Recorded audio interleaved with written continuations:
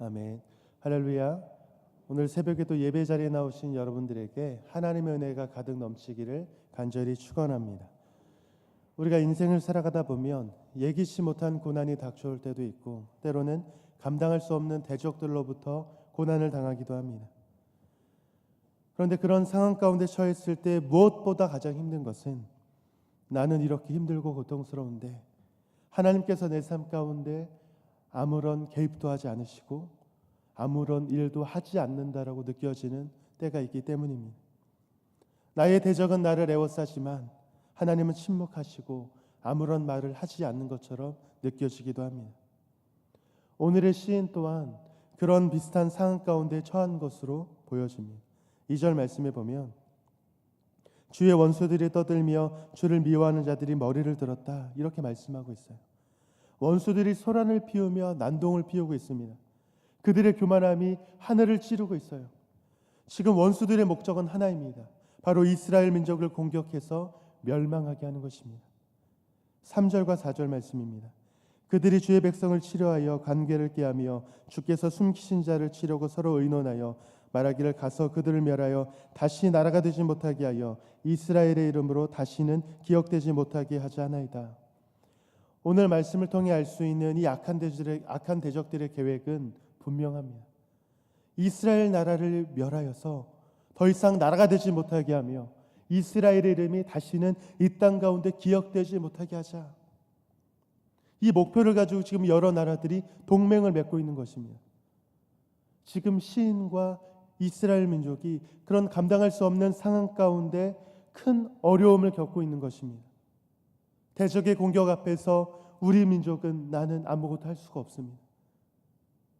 도무지 헤어나갈 수 있는 방법은 없는 그런 위기의 상황에 처했습니다.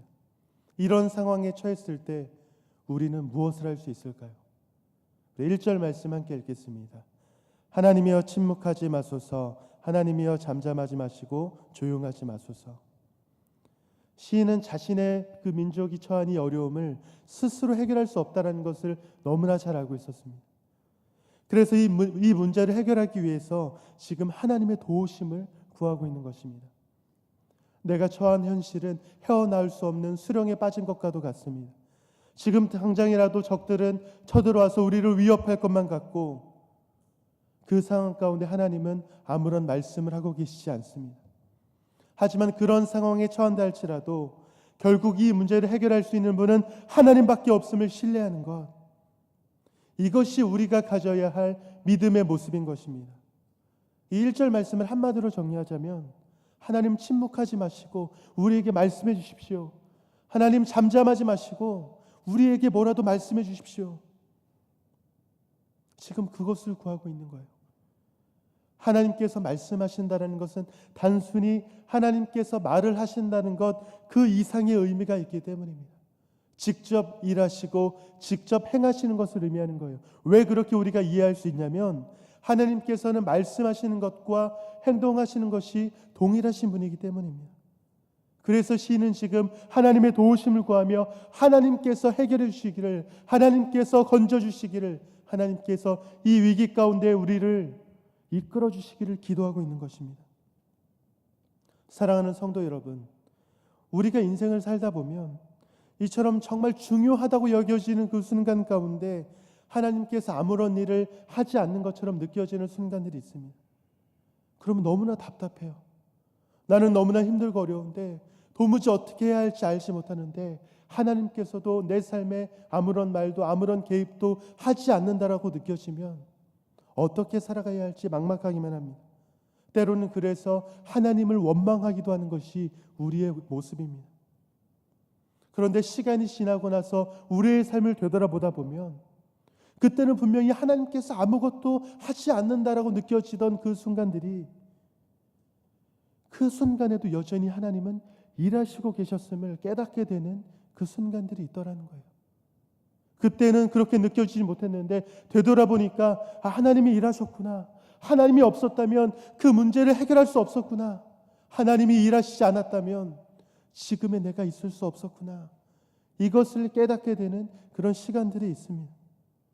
단지 내가 원하는 방법대로, 내가 원하는 시간에 그때 하나님께서 나와 함께 일하시지는 않지만 하나님께서는 여전히 내 삶 가운데 일하시며 가장 최고의 순간에 가장 최고의 방법으로 우리를 인도하시고 계셨던 것입니다. 이것을 깨닫게 되면요, 우리는 기도할 수밖에 없습니다. 기도밖에는 답이 없거든요.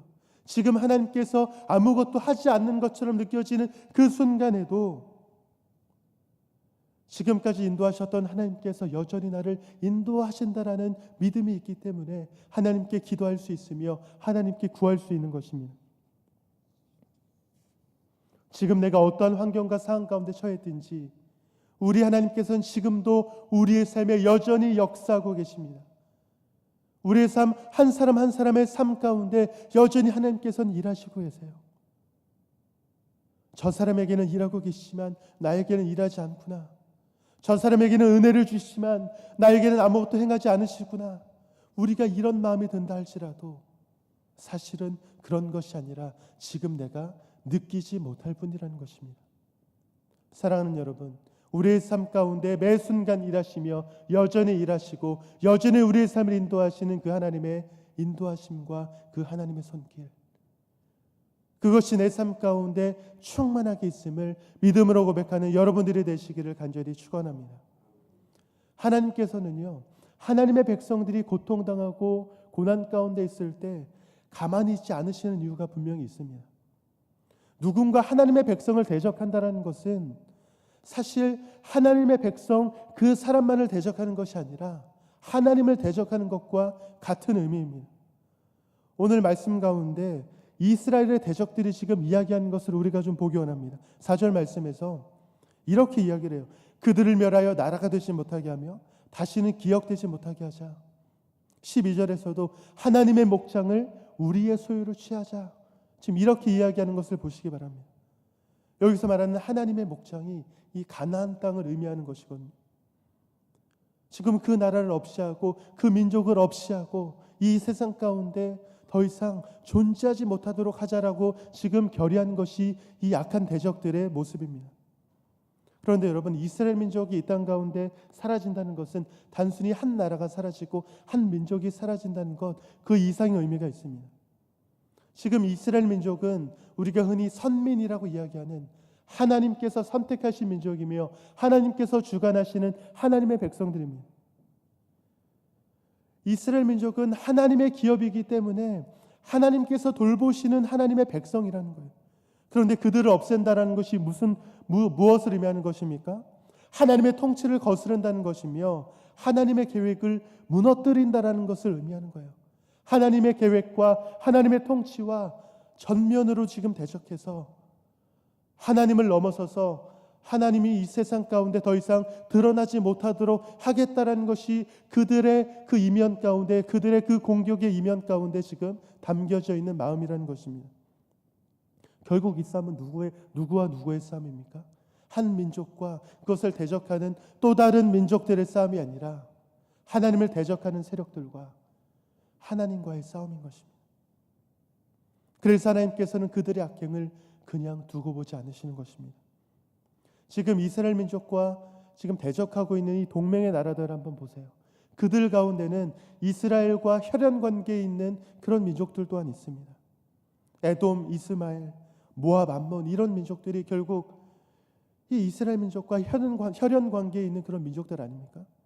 그런데 그런 민족들까지도 이스라엘의 대적이 돼서 또 다른 나라들과 강대국들과 지금 동맹을 맺어서 이스라엘 민족을 치료하고 있습니다.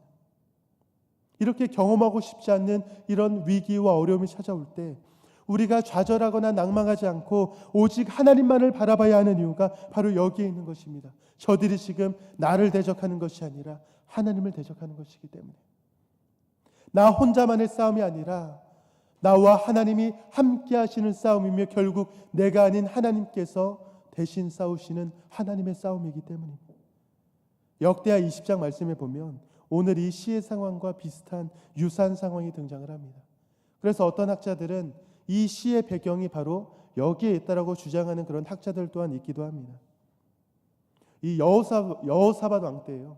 모압과 암몬 이 동맹군이 이 여호사밧과 남유다를 공격하려고 나왔습니다. 그때 여호사밧이 이 전쟁 가운데 두려움이 있어서 어떤 행동을 취하냐면 유다 백성에게 금식하라고 명령을 합니다. 그러면서 자신 스스로가 이 여호사밧이 여호와께로 낯을 향하여 간구하기 시작을 합니다. 역대하 20장 12절에서는 이렇게 고백을 합니다. 우리를 치러 오는 이 큰 무리를 우리가 대적할 능력이 없고 어떻게 할 줄도 알지 못하옵고 오직 주만 바라나이다. 이 여호사밧 왕과 이 남유다 백성들이 오직 주만 바라보며 기도하며 찬양하며 이 대적 앞에 나아갈 때에 놀라운 일이 벌어집니다. 여호와 하나님께서 그들 가운데 일하시니까 대적들이 서로 공격하기 시작을 해요. 그러다가 결국 자기들끼리 싸우다가 전멸하고 맙니다. 이 남유다 백성들은 직접 이 전쟁터에 나가서 싸운 것이 아니라 그저 여호와 하나님만을 바라보며 기도하며 찬양하며 하나님의 도우심을 구했을 뿐인데 하나님께서 일하시니까 대적들이 스스로 싸워서 죽게 되는 이 놀라운 일이 벌어졌다는 것입니다. 사랑하는 성도 여러분, 때로는 우리 대적들이 우리를 공격하고 우리를 위기에 빠뜨린다 할지라도 우리가 두려워하지 않을 수 있는 이유가 무엇입니까? 바로 우리 하나님께서는 하나님의 백성들이 고난을 당하거나 어려움을 당할 때 그냥 내버려 두는 분이 아니시기 때문입니다. 간절히 바라기는 우리에게 어떤 어려움과 고난이 닥쳐온다 할지라도 이것을 믿으며 하나님만 바라보는, 그리고 하나님께 기도하는 성도 여러분이 되시기를 간절히 축원합니다. 그래서 시인은 지금 이 어려움 가운데 하나님 앞에 기도하고 있는 것입니다. 먼저 9절부터 11절 말씀에 보면 이 시인은 이렇게 기도를 하고 있어요. 하나님께서 이스라엘 민족에게 행해 주셨던 그 사건들을 예로 들어서 그와 같이 해주시기를 지금 기도하고 있습니다. 사사기에서 기도원과 함께하는 300용사를 통해 미디안 군대를 물리치게 하셨던 그 사건을 예를 들며 하나님께서 이렇게 해주시기를 기도하고 있으며, 또한 드보라를 통해서 가나안 왕 야빈과 군대 대장 시스라를 물리치게 하셨던 것을 예를 들어서 지금 그렇게 해주시기를 간절히 구하고 있습니다. 저들도 이와 같이 해주십시오. 하나님께서 우리 민족에게 보여주셨던 그 하나님의 구원 역사를 지금 이 순간에도 우리에게 보여주십시오. 지금 우리에게 처한 이 어려움을, 하나님의 그 구원하심을 우리가 다시 한번 경험할 수 있도록 인도하여 주십시오. 그렇게 기도하고 있는 것입니다. 하나님께서 우리에게 베풀어 주셨던 그 은혜를 기억하기에, 그 구원 역사를 기억하기에 지금 이 순간에도 그 하나님께서 여전히 나에게 인도해 주시며 여전히 나에게 구원의 손길을 베풀어 주실 것이다라는 믿음이 있기에 그렇게 기도할 수 있는 것입니다. 또한 13절부터 15절 말씀에서는 이 시적 표현을 표현해 가면서 다시 한번 기도하고 있는데요. 이렇게 기도하고 있습니다. 그들이 굴러가는 건불 같게 하시며 바람이 날리는 지푸라기 같게 하소서. 주의 광풍으로 그들을 쫓으시며 주의 폭풍으로 그들을 두렵게 하소서. 지금 나를 위협하는 이 대적들이 지금 내 눈앞에 이렇게 펼쳐져 있는데 하나님께서 일하셔서 그들이 굴러가는 건물 같게 되고 지푸라기처럼 날리게 되는 것을 내가 보게 된다면 내 마음 가운데 얼마나 큰 위로가 될까요? 주의 광풍과 폭풍이 그들을 쫓으시며 몰아내시는 것을 내가 직접 보게 된다면 내 마음 가운데 얼마나 큰 기쁨과 평안이 찾아오게 될까요? 지금 그 마음으로 기도하고 있는 거예요. 하나님 도와주십시오. 그렇게 해주셔야만 우리가 살 수 있습니다.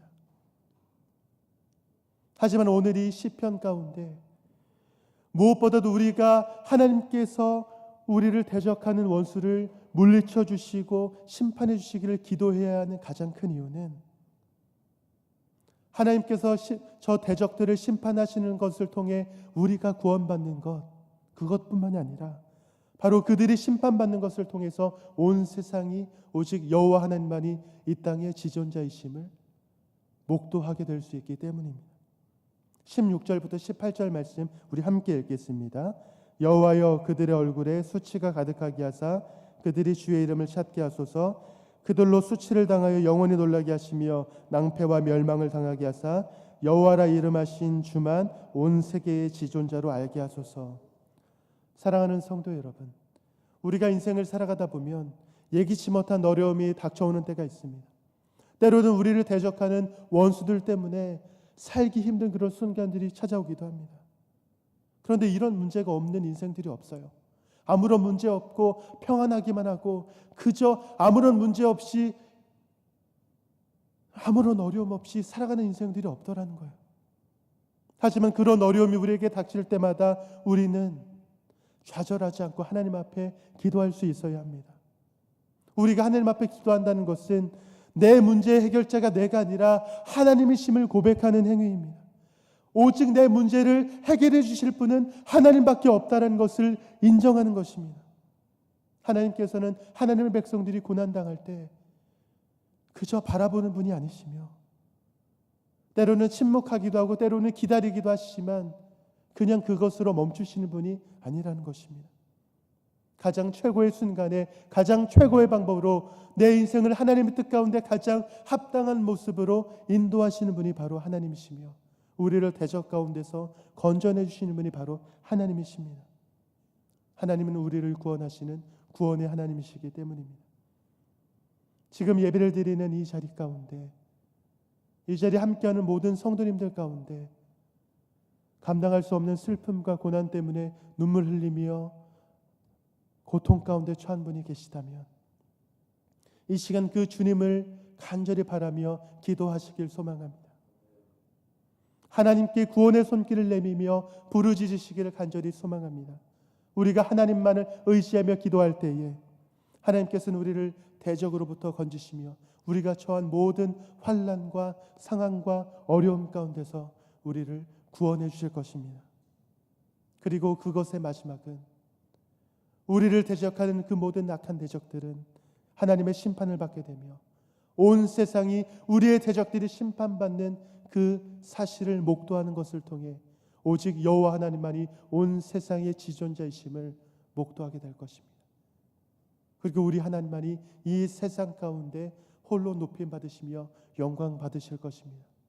우리의 인생이 우리 하나님 앞에 그렇게 쓰임받는 삶이 되기를 소망하며 우리의 어려움이 끝이 있음을 우리가 깨닫고 결국 그것의 마지막은 하나님의 구원이 있음을 믿음으로 고백하는 성도 여러분이 되시기를 주님의 이름으로 간절히 축원합니다. 기도하겠습니다.